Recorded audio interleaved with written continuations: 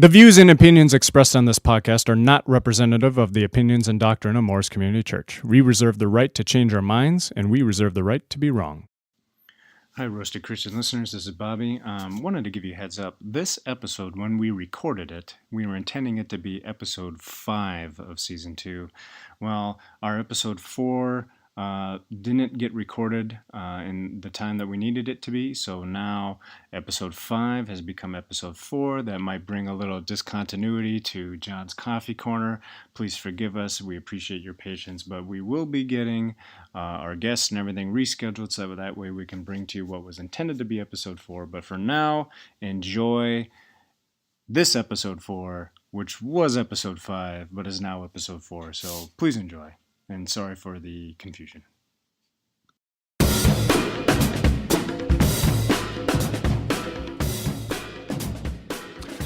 Welcome to the Roasted Christian Podcast. This is Bobby pouring coffee. And this is John watching Bobby pouring coffee. Here at the Roasted Christian, we like our coffee the way we like our ideas. Roasted. Welcome, listeners, to the Roasted Christian Podcast. Thank you for joining us for another episode. Thank you for being with us and spending some time listening to us spew our thoughts all over the interwebs, and you picking up that spew, ingesting it, and processing it for your own mind, exercising, Other adventures. people's vomit is good for the mind. In other brain words. vomit, yeah. Our brain vomit is good for their brain consumption. John, what's going on? What's going on? I mean, the world continues to turn. Yep. Despite disaster striking, according to Facebook, every new day. That's true. We went and played some disc golf yesterday. We are taping this episode for the listeners just a little bit ahead of time of when this one will air. So if there's any discontinuity in any of our conversations from episode 4 to this episode, please forgive us. True. Who knows? Like by the time this thing actually airs, maybe the world maybe will not maybe some part of the world did end.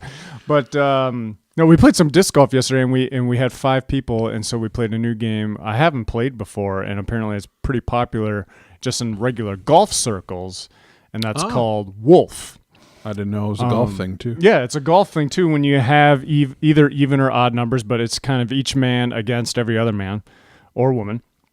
And what it is, the version how we played it was let's say we had a group of 5 people. The last person to tee off is the wolf, and that person, after each person ahead of them tees off, so person number 1 tees off, they get to decide whether or not their drive and that person is going to be the wolf's partner against all the other players. So then it becomes, for the rest of the hole, a contest of like one teams. Team versus 2, best shot for the hole. And if the wolf teams win, each person on that team gets a point. If the other team wins the hole, each person on the other team gets a point, and if you push, nobody gets a point. The wolf can, however, decide to go it alone against all the other players, wolf team versus the other. If the wolf goes it alone and wins, they would get 2 points. And then at the end of the whole round, whoever had the most points won. And John, I'm so mad at you because you gave me, I had an opportunity to tie, and you just totally just slammed the door in my face because Gabe, one of our producers here, was in the lead going into the last hole, and I had the 1 point less. And the only way that I could even tie Gabe was if I was on the Wolf's team and won, because John was the Wolf. So I needed to separate myself from Gabe and win. And I had the best drive, and John didn't take me. Or hope that I took Gabe and then we lost. But that's true. That was unlikely. Yeah, that was unlikely. Yep. Well, here's the deal. You had a lucky drive. I had one that wasn't lucky. Gabe has a face like, really lucky, because I throw that a lot and have that drive. That's true. A you lot. are by far the most consistent, but your skip was probably 15 feet. And I thought from where it had landed that your skip put you in the trees. And I was like, no way are we going to try to throw it Yeah, as soon as I saw that thing hop in there, I was like, that's middle of the fairway. That's going to be beautiful. Fortunately, and it was middle of the fairway and beautiful. And David's drive was equally as good. Yeah. And he didn't even have a crazy skip. So well, he did. It just was from right to left, like all the way across the fairway. But mine was left to right. His was right to left. We ended up basically in the exact same spot. Yep. So I think we ended up pushing that round. We did.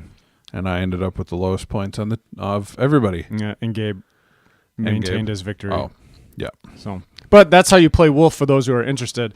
Those who haven't been getting into disc golf as much as we have been, shame on you. Suckers.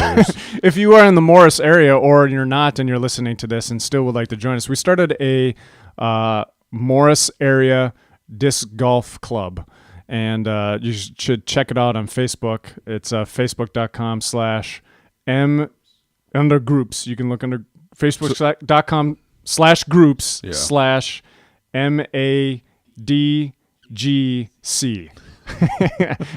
I guess the goal of it is that we want to get people who are playing in the area together, possibly do some tournaments maybe in the springtime. Do some fundraising To try to get some concrete pads put in place in our local disc golf course at Pomme de Terre Park. And apparently I found out from an article that one of our friends found, I don't know if he posted, when they originally put the course in 2008, they put it in with the idea of potentially eventually expanding. Really? Yeah. Expanding like another to what 9 area? holes. To where? I don't know where they would put it. Maybe they would reorganize what they've got now. I don't know. I wouldn't want to make it shorter. I'm not visionary like that, so I don't know how it would work. But that was apparently the initial goal, get the 9 and then shoot for 18 at some point. Interesting. Well, we'd have to see if we can take some aerial footage and from Google Maps and plot out our own new 9. Yeah, there you go. We could do that. But what other chit-chat things they got? I got a thing for you, Johnny. Okay.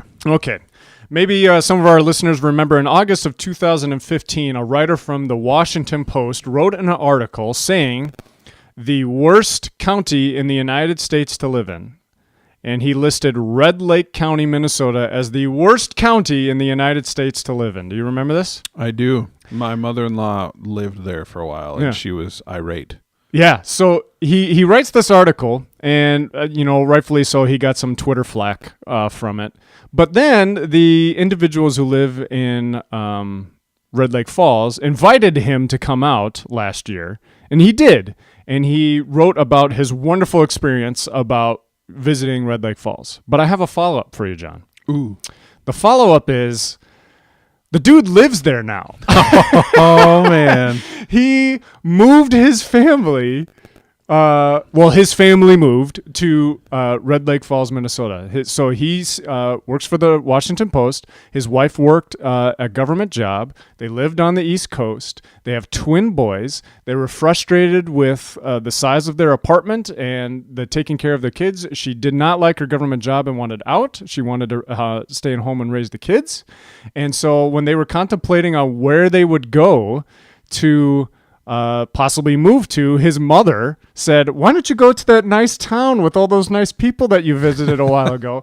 And they thought about it, and they did. They moved to Red Lake Falls, and they got a house that's twice the size that costs half as much.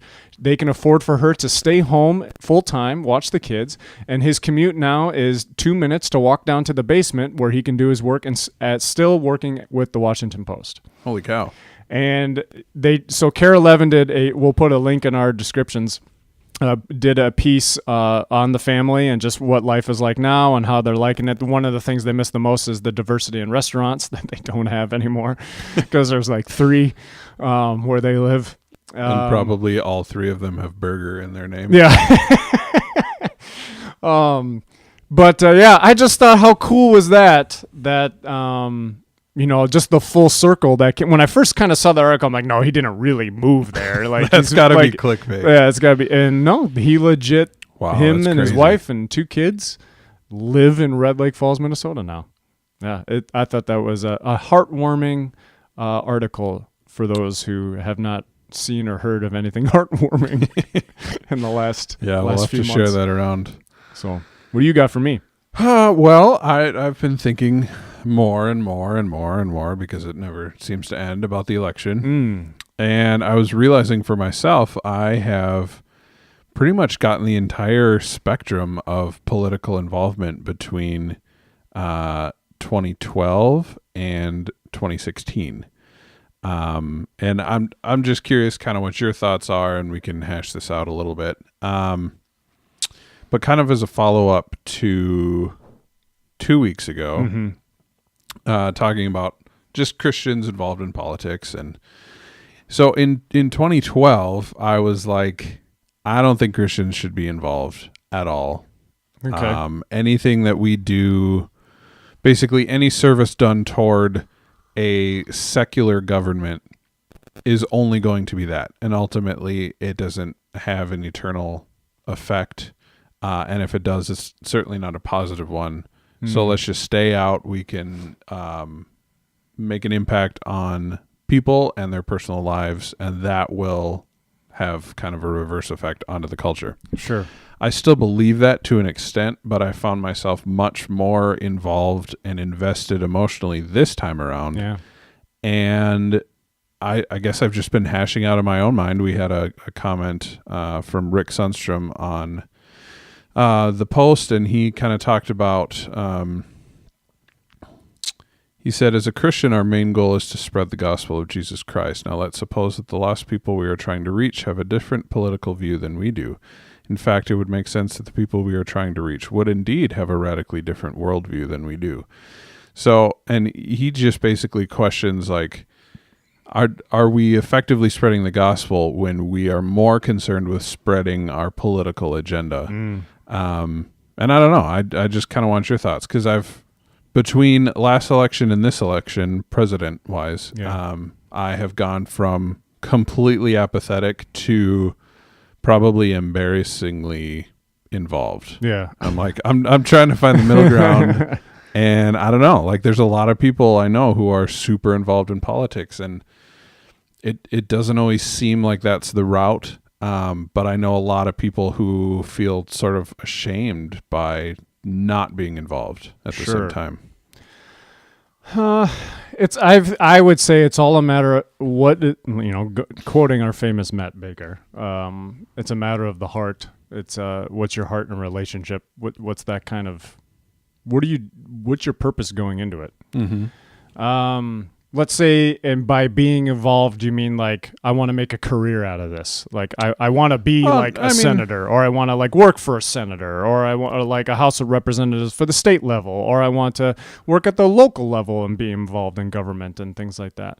Or do you just mean like involved as in, like actively, understanding the issues at hand and maybe engaging in the occasional debate with individuals about your position on a certain political concept, and then like making sure you vote?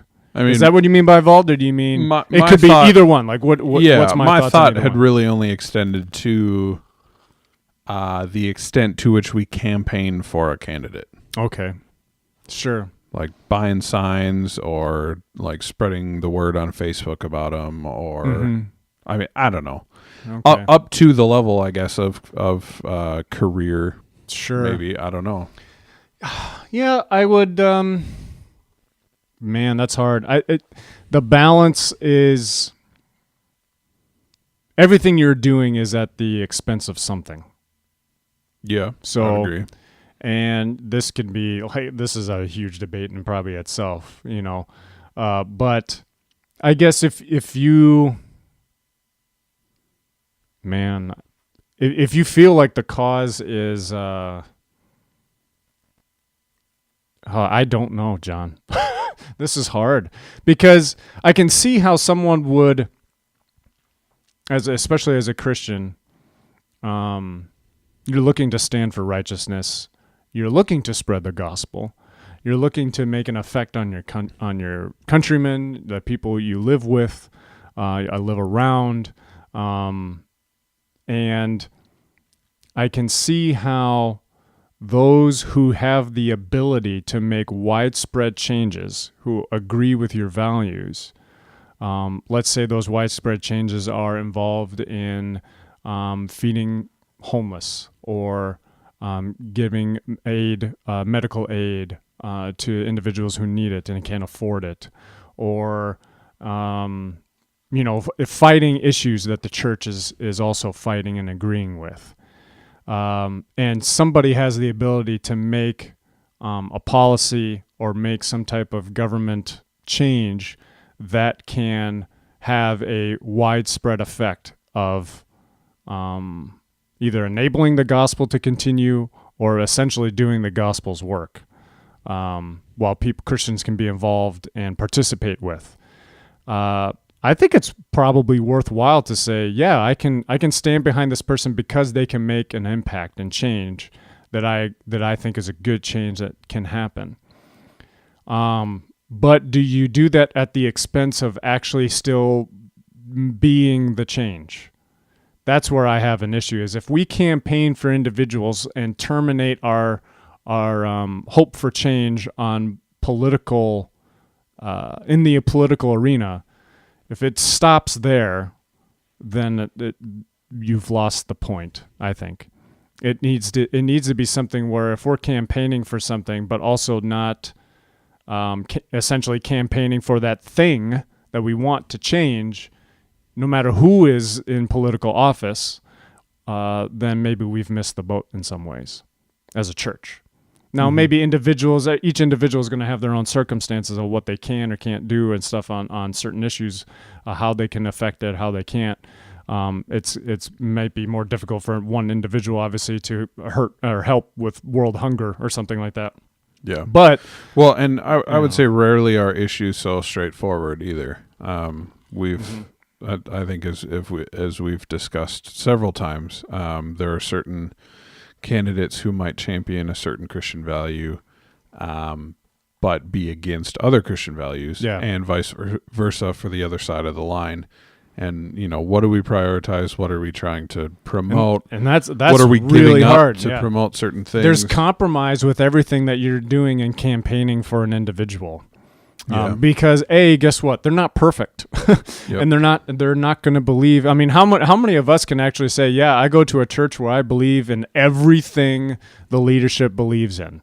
That in itself is extremely rare, and you can pick what church you go to in town.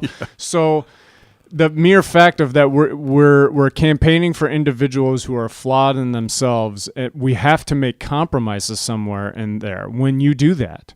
I guess my question would be is, what are you willing to compromise? When I was contemplating what to do and voting for this year, I was asking Holy Spirit, what do you want me to, are you okay with me making a compromise somewhere? And I didn't feel like it was okay for me to make a compromise. Yeah. I mean, that was going to be my next question is, what happens when as a Christian, like we're unwilling or unable to compromise? Does it become acceptable then to withdraw involvement and investment from the civil side of our nation? I think of two kind of branches, Anabaptism and Jehovah's Witnesses, and neither of them are involved in politics at all. Sure. And they've drawn criticism about it. They've gotten compliments about it. I know there are a lot of, I know one Jehovah's Witness in particular who was relieved to not have any emotional investment whatsoever in this political process. It's not on his radar, and he's so much happier for it. Yeah. So I don't know. Should we blame him? Yeah, right. I think we do have we have a privilege in America that our voice can be heard and be effective for change. So that's what's nice. It's more difficult for me to my legalistic like flags and warning bells go off with like, you can't do this, right? For an entire religion. It's like ding ding ding. Why? Because I think there can be positive elements, obviously, to being able to be the change at a bigger scale. But sometimes if we lose sight of us being the change at a smaller scale, of actually getting our hands and feet dirty, like Jehovah's Witnesses do, they actually go out and do some evangelism. So it would be, I wouldn't want to do something. Compromise is I guess the key word of the day is, what are you willing to compromise on? Yeah. And to me right now, my point in life, and I'm less willing to compromise on a candidate and more willing to compromise my time in sacrificing that to be the change in certain areas and fighting for change where I can fight for it. Yeah. So there's some food for thought. There you go. For you listeners. Snack on that. Yeah. I'm kind of feeling like where you're at in the room at this 90-degree junction, you're feeling a little bit lonely. Are you getting ready to be in your corner, your coffee corner? Yeah. And you're feeling a little lonely? I'm drawing near. Should we join with you to the corner? Do it. All right, let's all hold hands again and join over with John in the coffee corner.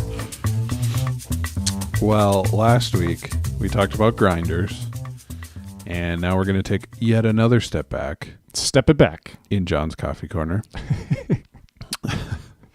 And talk about the bean. The bean, I guess. Yeah.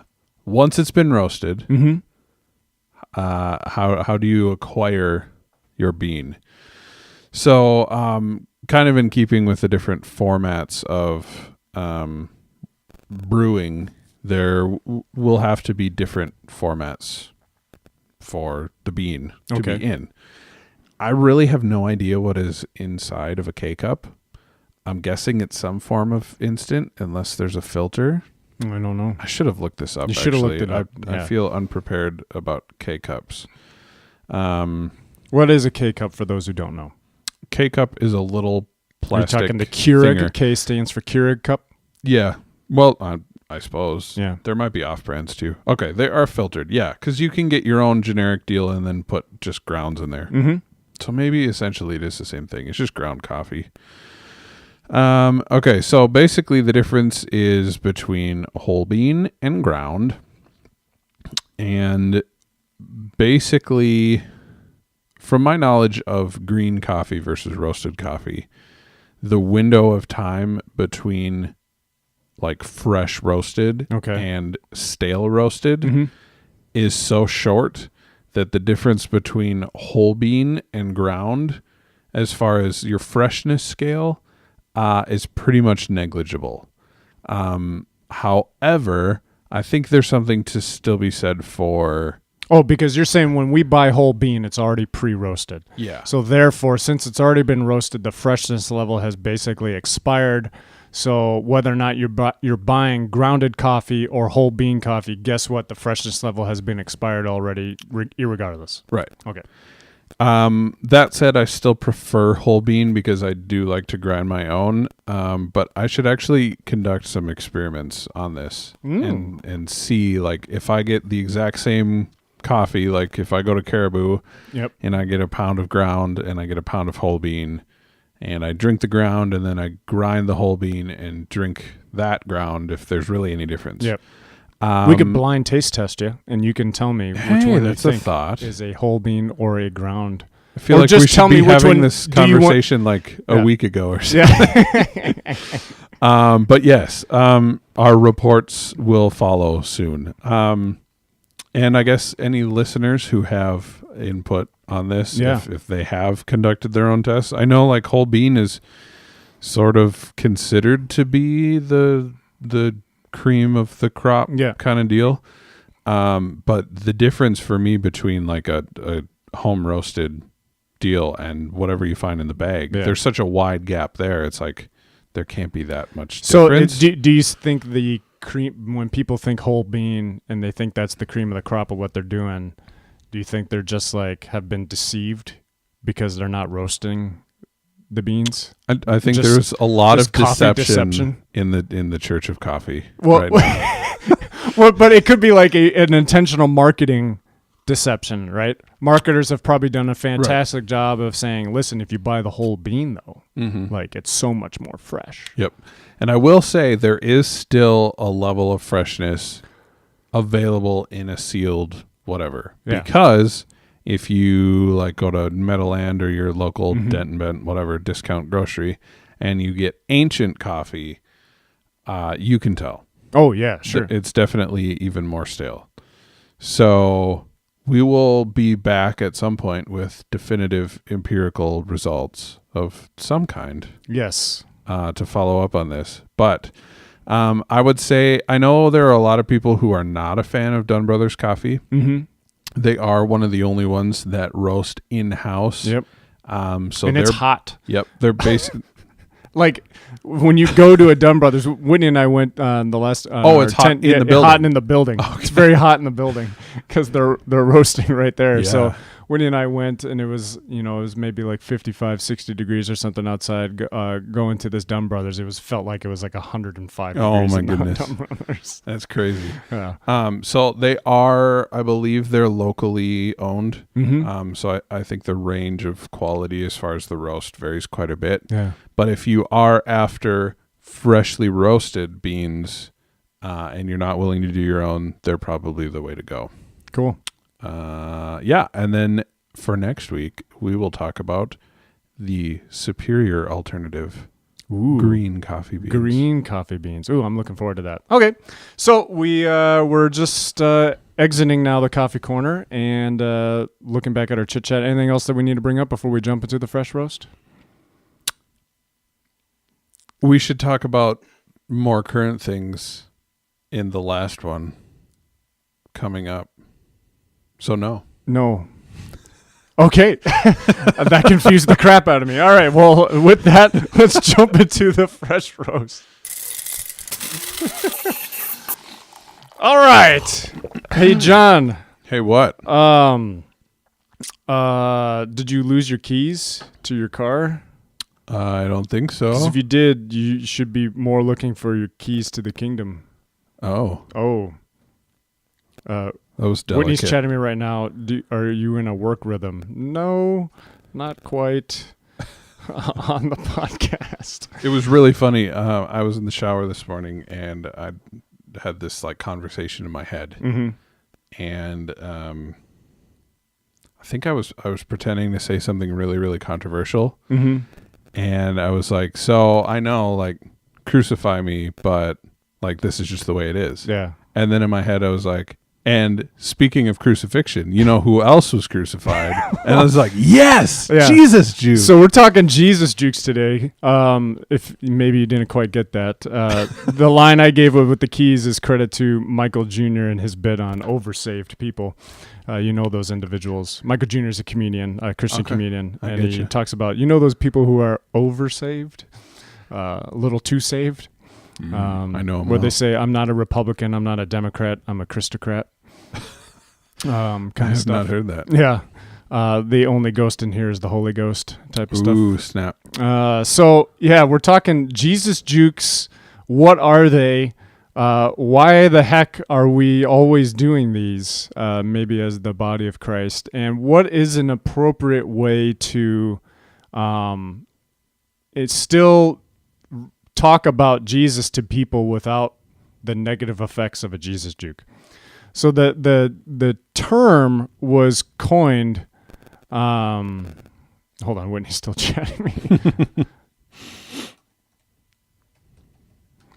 The term was coined by John Acuff on his blog stuffchristianslike.net, the Jesus juke, and this came.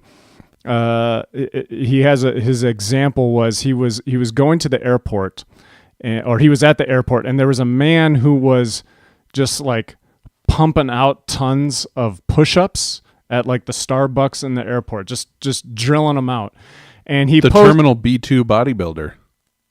There you go. I'm looking at the article. He tweeted about it, and with the photo, and people responded. obviously, what is this guy doing? Da da da. But one person in particular responded with a Jesus juke that he calls, and they said, "Imagine if we were that dedicated in our faith, family, and finances." Just slammo Jesus juke. And what it does was what does he say? Well, there's a... Okay, here's what it was. Oh, you got the image? You got the picture? I don't have the picture, but... So he tweeted a joke about the guy doing push-ups. Oh, he tweeted a joke about it. Yep. Someone tweeted back to him and said, "Imagine if we were that dedicated in our faith, family, and finances." Mm-hmm. Wah, Thus wah. was born The Jesus Juke. the Jesus Juke. It takes a serious statement about the lack of discipline we have in our faith and family and finances that just had no point in being there. Like the guy, he was just making a joke about this guy doing push-ups at the Starbucks in the airport, and immediately slammed it back into a shame fest about what we're not doing with with Jesus. Yeah, what we're failing on. And so he brings up a few points about what the Jesus Juke does, and it generates shame. It never leads to a good conversation. And he says, "I've never met someone who is juked to Jesus." And it's totally true. I mean, do you know of anybody who is ever "Wow, that's such a great point. You need to tell me more about the Lord"? Nope. Yeah, I've never heard anybody do that. And it does generate shame. Especially in this instance, right? This guy's really knocking out some push-ups at the Starbucks, and it's man, if only we were all dedicated like this guy to all these things that God has called us to do. It's great. Now, thank you for me not living up to all of the things I know I'm called to. Thank you so much. Yep. Jesus Juker. I typed in Jesus Juke into Google, and another Huffington Post article came up, and they said the 7 most obnoxious Jesus Jukes. Number 1 is, why do you make things so complicated? The answer is Jesus. This is probably the most obnoxious Jesus juke. You can have your religion, but I believe in Jesus plus nothing. And actually, in Christian music, there's an actual term measurement called JPM. Jesus is that a legit minute. thing? Jesus is per minute. I didn't know this. Throwing Jesus' name around as a means of giving yourself credibility in a conversation is more accurate application of using the Lord's name in vain than saying OMG. Yeah. Oh, man. Oh, man. This one, you seem to be interested in what people want, but what about what God wants? Mm-hmm. This one was good. In every evangelical conversation, the ace of spades of trump cards is to show that the other person is being man-centered while you're being God-centered. Wow. Yeah. Have you ever felt that? Oh, yeah. All the time.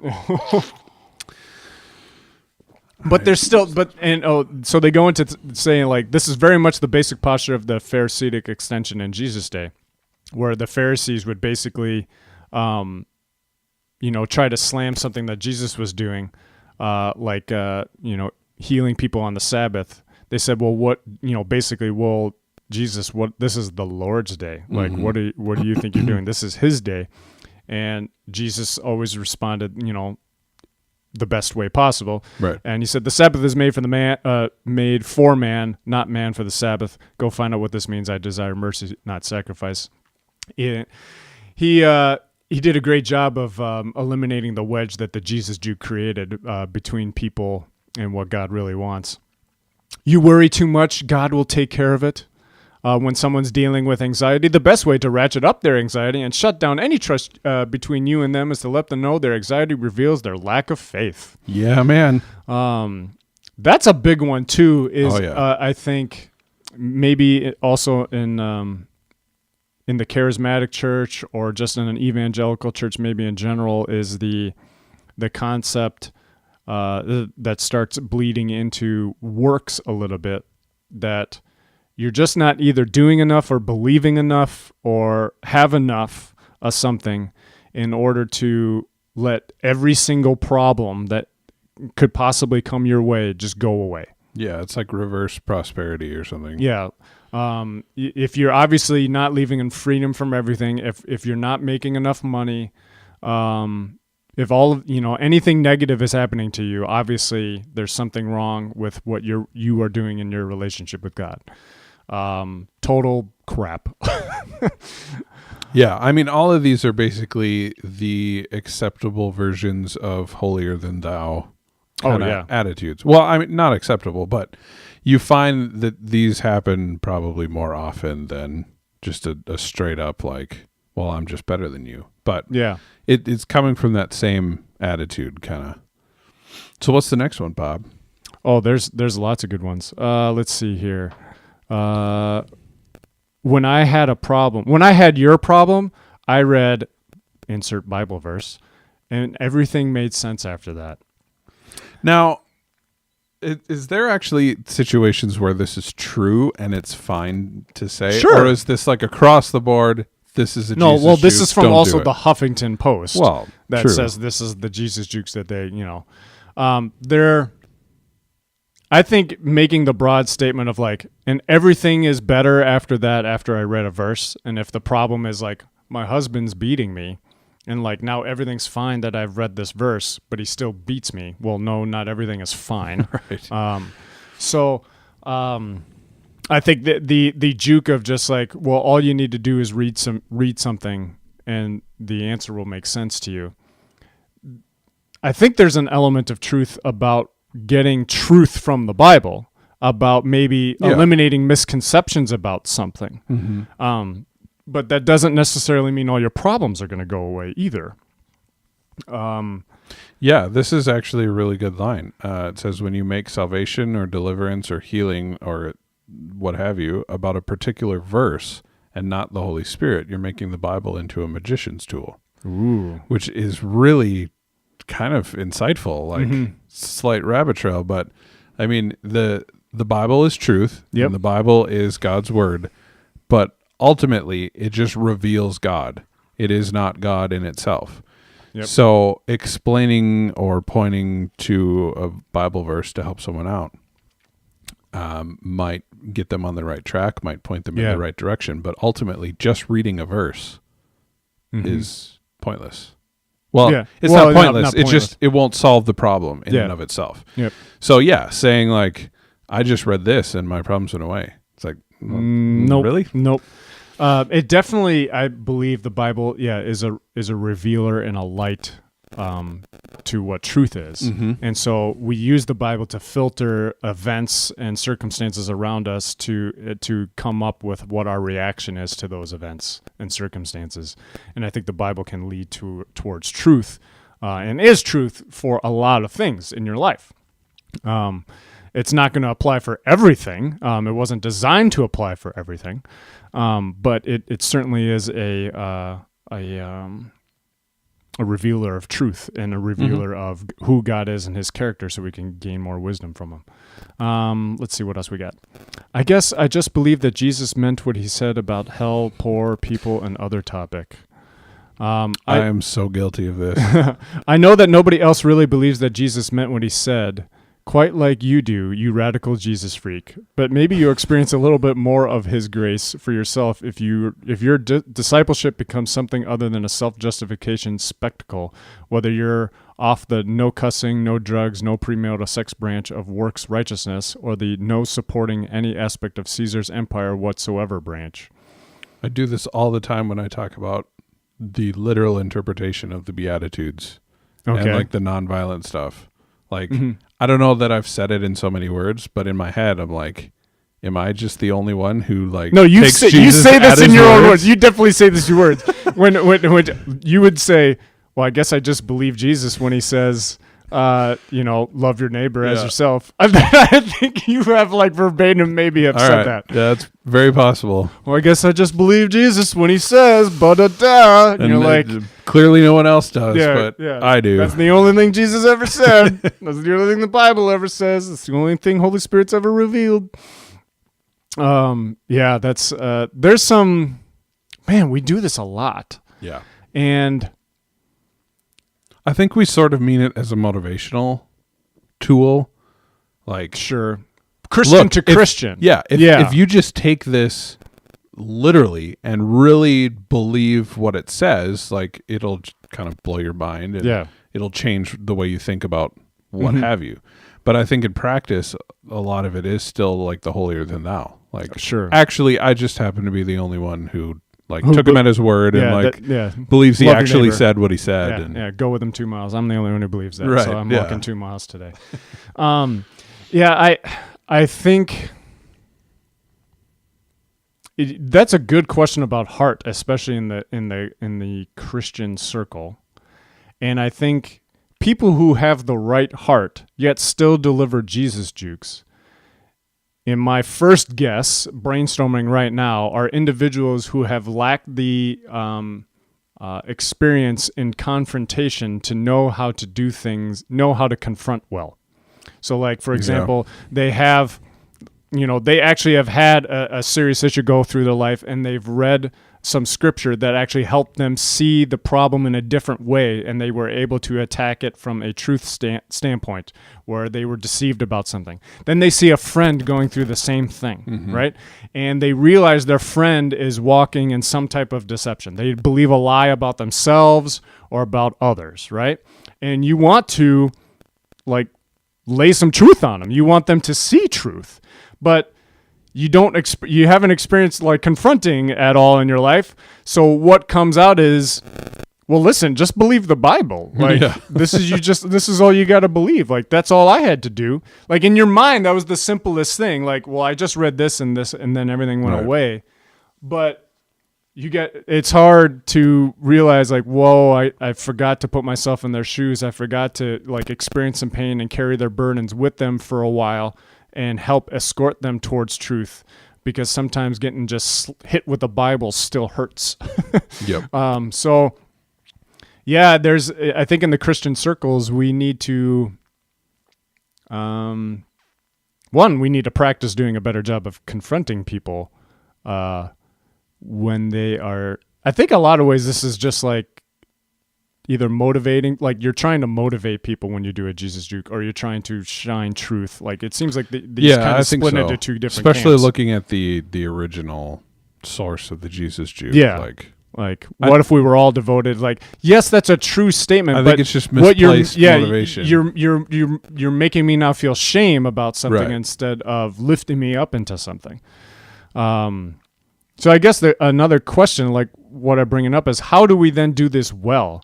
How do we motivate people well? How do we inject truth well, where we're not shaming people with a Jesus Juke? How do we still inject Jesus into conversation, either with believers or non-believers, while still maintaining relationship with them? Don't give me the response of like, well, listen, God's offensive, so people are going to get offended by the things you say. Yeah, that's true, but it doesn't mean you have to offend people with what you say. Like if I'm talking with a non-believer, my goal is not like, wow, I really hope either by the end of this he's saved or offended. Like, I think there's still wisdom in how to communicate with people. It doesn't go out the door when you are trying to talk about Jesus with people. Well, yeah. I mean, I think the effective communication is primarily modeling by our lifestyle, rather than like, monologues and piles of like, let me just tell you what I know to be true.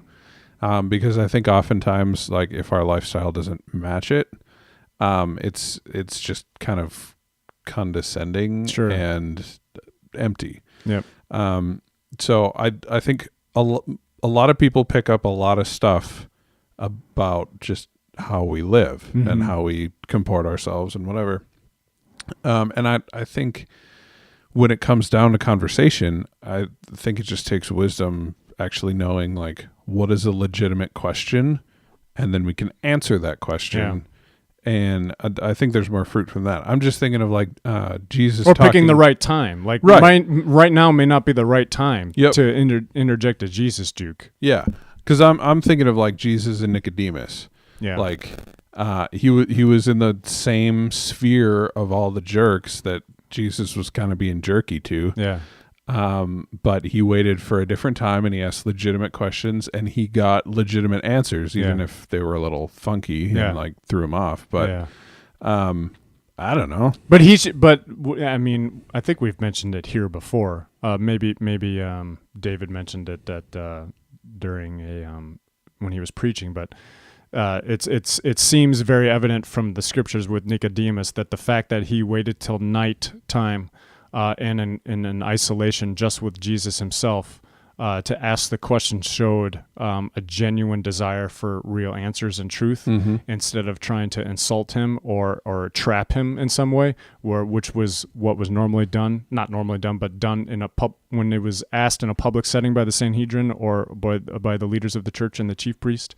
If they were to ask him those questions more in public, it was in an attempt to essentially rob Jesus of his honor and of his status and trying to elevate their own.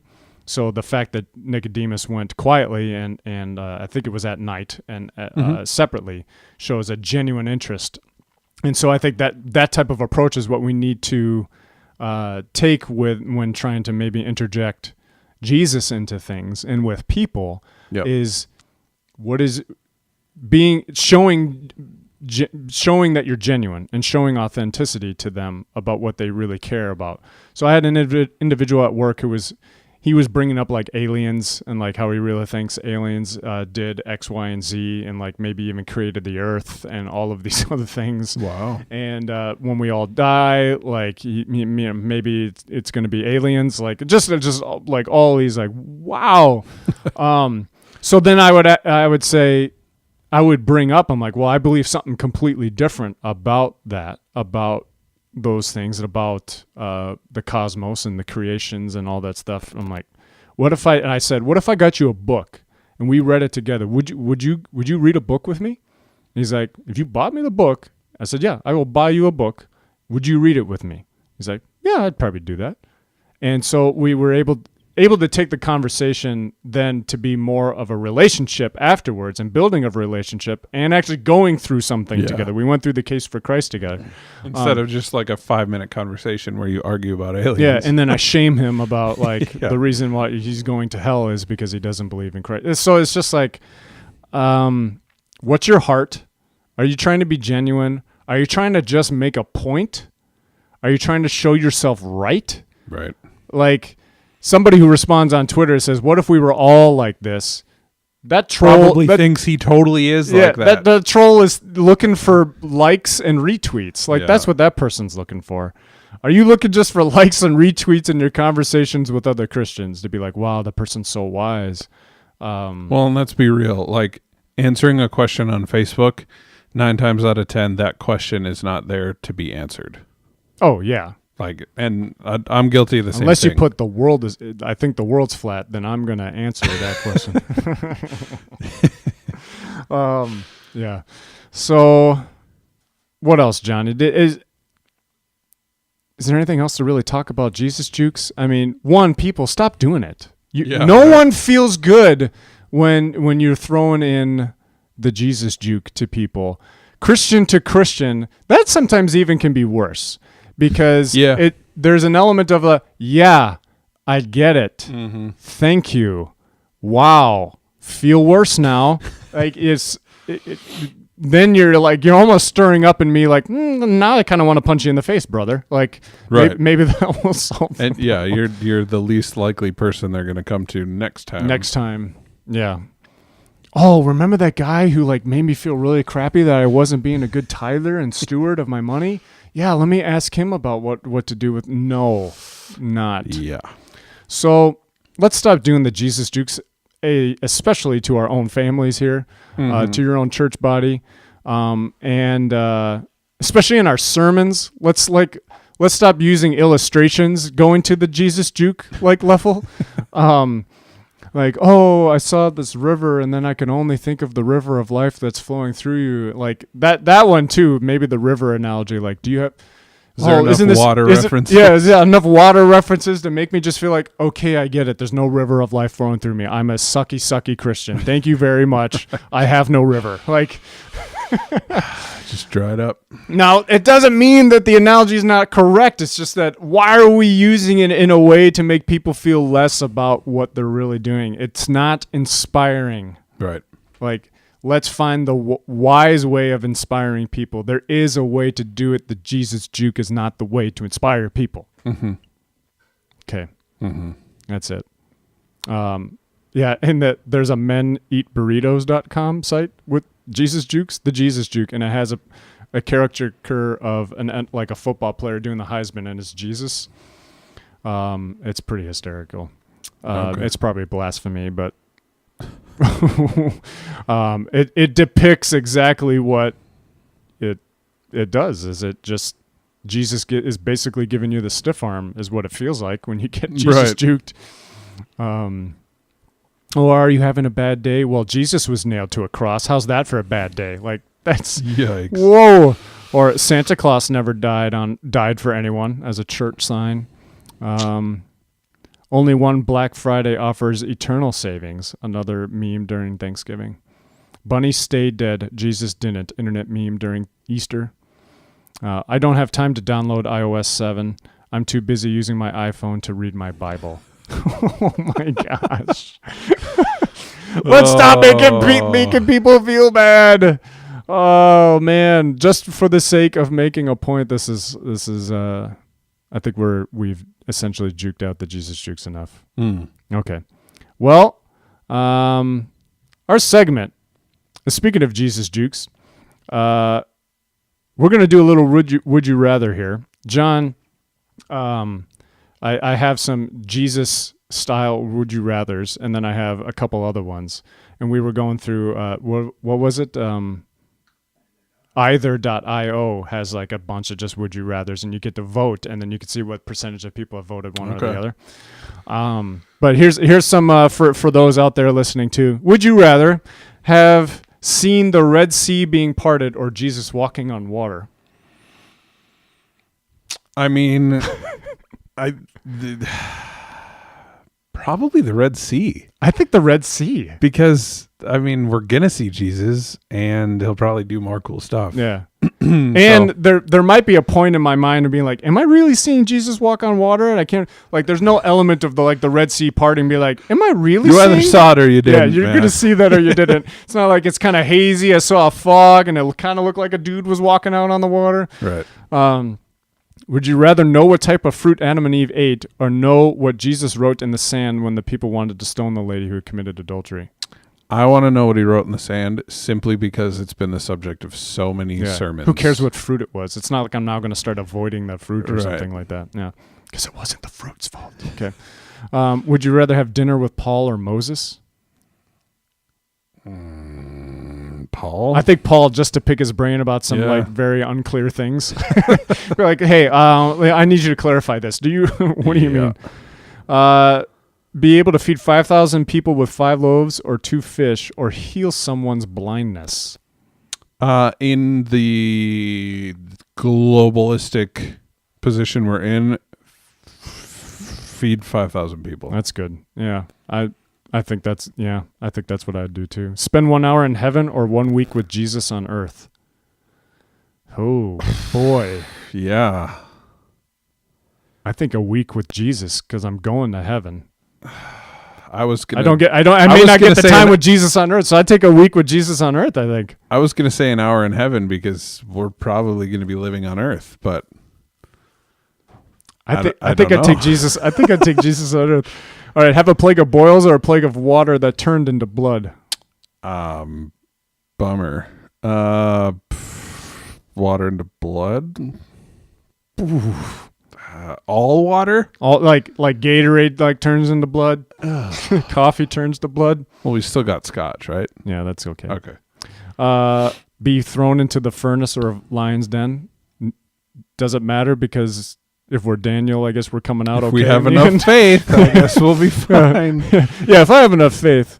All right, some have the strength of Samson or the wisdom of Solomon. Wisdom? Totally the wisdom. Yeah, I'm totally going the wisdom. But, yeah. All right, do you have to eat the same meal, every meal for the rest of your life? Or eat whatever you wanted, except once a month you have to eat a doo-doo sandwich. I'm not a fan of doo-doo sandwiches. Yeah, eat the same thing every day for the rest of your life. I mean, I feel like I know people who do, and they're fine, so... eat the same thing or do a do sandwich? Eat the same thing. Yeah. So I think I'm going the same thing every day. I'm going to avoid the do sandwich. All right, here's another one. Last one. Would you rather have to stay in a tough prison for 7 years or kill and eat your pet dog?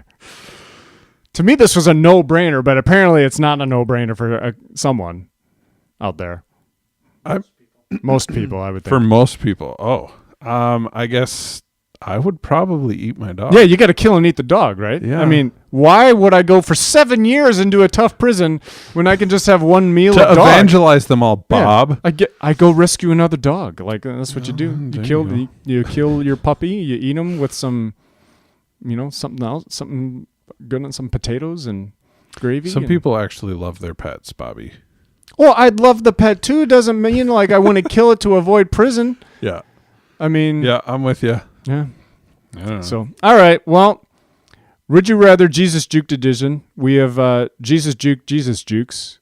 Mm-hmm. We were in the corner with John, learning about whole beans versus ground, and there really is not much of a freshness difference. There's a little bit, but not much. And we chatted a little bit about politics and the River Falls Washington Post reporter. Anything before we close? Nope. All right. Thanks for listening to episode 5, season 2 of the Roasted Christian Podcast. This is Bobby. I'm John. Thanks for listening. You're welcome.